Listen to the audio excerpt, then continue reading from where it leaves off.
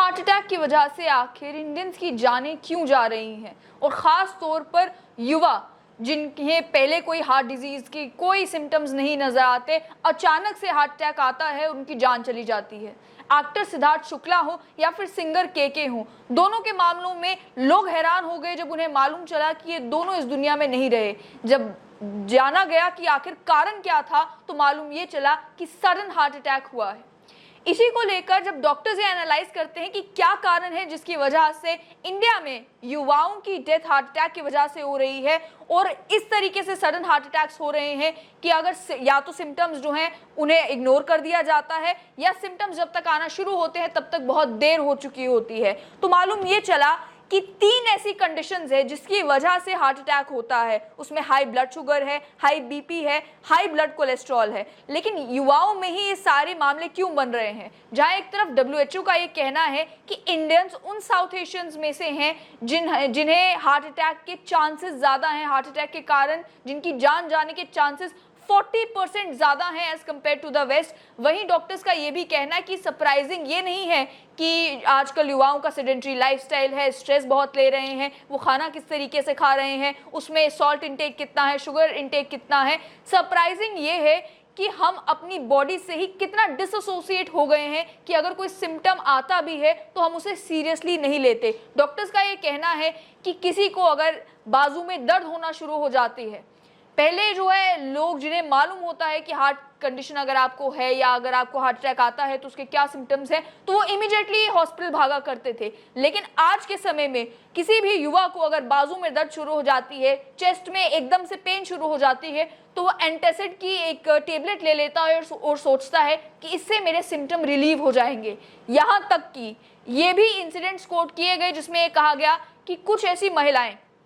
जो 29 वर्ष की थी, उन्होंने ये बताया कि हम अस्पताल इसीलिए नहीं जाना चाहते थे सिम्टम्स होने के बावजूद भी, क्योंकि हमें लगता था कि अगर हमें कोई बड़ी बीमारी लग जाए तो उसकी वजह से हमारी ज़िंदगी ख़त्म हो जाएगी। तो ये थॉट प्रोसेस कि हमें तो कुछ नहीं हो सकता, या फिर हमें अगर दर्द भी है, सिम्टम्स भी है, तो हम एंटासिड खा लेंगे या खुद ही सेल्फ मेडिकेट कर लेंगे, उससे हम ठीक हो जाएंगे, यही सोच है जिसकी वजह से हार्ट अटैक्स इंडिया में साइलेंट किलर बन चुके हैं। हील फाउंडेशन ने एक सर्वे किया। सर्वे में ये मालूम चला कि 53% इंडियंस जिनकी उम्र 26 से 40 के बीच है, वो एट हाई रिस्क है कार्डियोवैस्कुलर डिसीजेस के। कारण दो, ओबेसिटी और हाइपरटेंशन। लेकिन वहीं एक और ट्रेंड नोटिस करने में आ रहा है कि जोमैटो हो, स्विगी हो, ये फूड डिलीवरी ऐप्स हैं, इनमें अगर पिछले साल देखा जाए तो 12 मिलियन समोसे बेचे गए हैं, हर सेकंड में 2 बिरयानीज बेची गई हैं, और 2 लाख के करीब चीज डिप्स लोगों ने ऑर्डर की हैं इंडिया में। ये सारे फूड आइटम्स बताए जाते हैं कि इसमें सैचुरेटेड फैट ज़्यादा है, सॉल्ट ज़्यादा है, और इसी तरीके का खान पान अगर आपका है तो आप भी हार्ट अटैक का अपना रिस्क जो है उसे बढ़ा रहे हैं।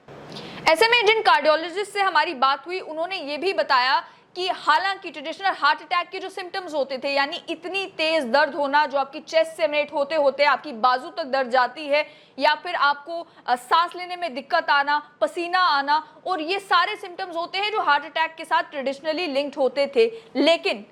युवाओं में अब जो हार्ट अटैक के सिम्टम्स देखने को मिल रहे हैं, जिसे साइलेंट हार्ट अटैक भी कहा जा रहा है, उसके सिम्टम्स कुछ अलग देखने को मिल रहे हैं। सिम्टम्स ये कि आपको ऐसा लगेगा कि आपको फ्लू जैसे सिम्टम्स है, थकान महसूस हो रही है, बॉडी में जो है दर्द महसूस हो रही है, सोर मसल महसूस हो रहे हैं, चेस्ट में और अपर बैक में आपको दर्द हो रही है, आपके जबड़े में आपको दर्द हो रही है, बाजू में ज़बरदस्त दर्द हो रही है, अपर बैक में पेन हो रही है, बिल्कुल थकान सी महसूस हो रही है, इंडाइजेशन हो रही है, जैसा कि सिंगर के मामले में हुआ भी। बताया ये गया कि जिस समय वो कॉन्सर्ट कर रहे थे उन्होंने इंडाइजेशन और उन्होंने ये कहा कि उन्हें सांस लेने में दिक्कत हो रही थी, उसके बावजूद भी उन्होंने परफॉर्म किया। जब उनकी जान चली गई तो मालूम ये चला कि उन्हें भी हार्ट अटैक आया था। तो ये जो डिफरेंट सिम्टम्स आजकल साइलेंट हार्ट अटैक के मामले में देखने को मिल रहे हैं, इसको लेकर भी कार्डियोलॉजिस्ट का ये कहना है, जिन कार्डियोलॉजिस्ट से हमारी बात हुई, कि ऐसा नहीं है कि हर एक बाजू का दर्द जो है वो हार्ट अटैक से ही लिंक्ड हो, लेकिन जब आपको इस तरीके के सिम्टम्स आना शुरू हो तो आपको अस्पताल फौरन पहुंचना है ताकि हार्ट अटैक को रूल आउट कम से कम किया जा सके। जो टेस्ट करने की जरूरत है वो टेस्ट करके मालूम किया जा सके कि कहीं ये हार्ट अटैक तो नहीं है। आप आम ये सोच रखकर कि हो सकता है एसिडिटी हो सकता है एसिडिटी और इंडाइजेशन ही हो, लेकिन रूल आउट करना बहुत जरूरी है कि कहीं हार्ट अटैक तो नहीं है। वही कारण क्या है इन सभी हार्ट अटैक्स के, किस वजह से ये हार्ट अटैक हो रहे हैं, ये बताया गया डॉक्टर्स के द्वारा कि हाई सॉल्ट, शुगर और फैट इंटेक क्योंकि डाइट का हिस्सा बन चुका है, स्ट्रेस ज़्यादा जो है वो यंगस्टर्स ले रहे हैं, पोल्यूशन भरी हवा को जो है वो कंज्यूम कर रहे हैं, पोल्यूशन भरी हवा को वो इनहेल कर रहे हैं, और सेडेंट्री लाइफस्टाइल, साथ ही में स्मोकिंग, ये कुछ कारण है जिस वजह से युवाओं में हार्ट अटैक के केसेस बढ़ते जा रहे हैं। स्मोकिंग में खास तौर पर जो पल्मोनोलॉजिस्ट से हमारी बात हुई उन्होंने ये भी कहा कि अगर आप हुक्का भी स्मोक करते हैं तो ये ना समझे कि हुक्का सेफ है, हुक्के की वजह से भी आपको हार्ट अटैक हो सकता है। और हमारी एक कार्डियोलॉजिस्ट से भी जो जम्मू में बात हुई उन्होंने बताया कि हमारे पास यंग पेशेंट्स यानी कि 20-25 साल की उम्र के पेशेंट्स भी आए जिन्हें हार्ट अटैक हुआ, और जब हमने उनसे पूछा तो कहा कि हम स्मोकिंग तो करते नहीं है लेकिन हुक्का जरूर पीते हैं। तो हुक्के के साथ भी जो है इस हार्ट अटैक को लिंक किया जा सकता है। साथ ही में इंसिडेंट्स अगर देखे जाएं कि सेडेंट्री लाइफस्टाइल का मतलब क्या, सेडेंट्री लाइफस्टाइल का मतलब ये कि अगर आप 500 से भी कम स्टेप्स दिन में चल रहे हैं, पूरा समय आपका जो है आप अपने काम को डेडिकेट करते हो और फिजिकल एक्सरसाइजेज आपकी लाइफ का हिस्सा नहीं है। फिजिकल एक्सरसाइजेज में स्विमिंग, साइकिलिंग, वॉक करना, रनिंग करना, किसी भी तरीके की फिजिकल एक्सरसाइजेज अगर आप नहीं कर रहे हैं, अपने दिन में आप समय फिजिकल एक्सरसाइजेज के लिए नहीं निकाल रहे हैं, तो आप एट रिस्क हैं, तो आपको इस तरीके की डिजीजेस का सामना करना पड़ सकता है, ब्लड प्रेशर आपका बढ़ सकता है। और साथ ही में डायबिटीज के साथ भी हार्ट अटैक को लिंक किया गया। ये कहा गया कि अगर टाइप 2 डायबिटीज किसी को है तो उनके चांसेस हार्ट अटैक होने के बढ़ जाते हैं, वो एट हायर रिस्क है। इसके साथ साथ में कई सारे लोग ये भी सोचते हैं कि वो अगर वेजिटेरियन मील्स लेते हैं तो उन्हें हाई ब्लड प्रेशर की, हाइपरटेंशन की, कोलेस्ट्रॉल की चिंता करने की जरूरत नहीं है। लेकिन उसमें भी जब एनालाइज किया गया तो ये मालूम चला कि एक पनीर टिक्का रैप अगर आप सबवे से खरीदते हैं तो उसमें भी 15 ग्राम सैचुरेटेड फैट होता है।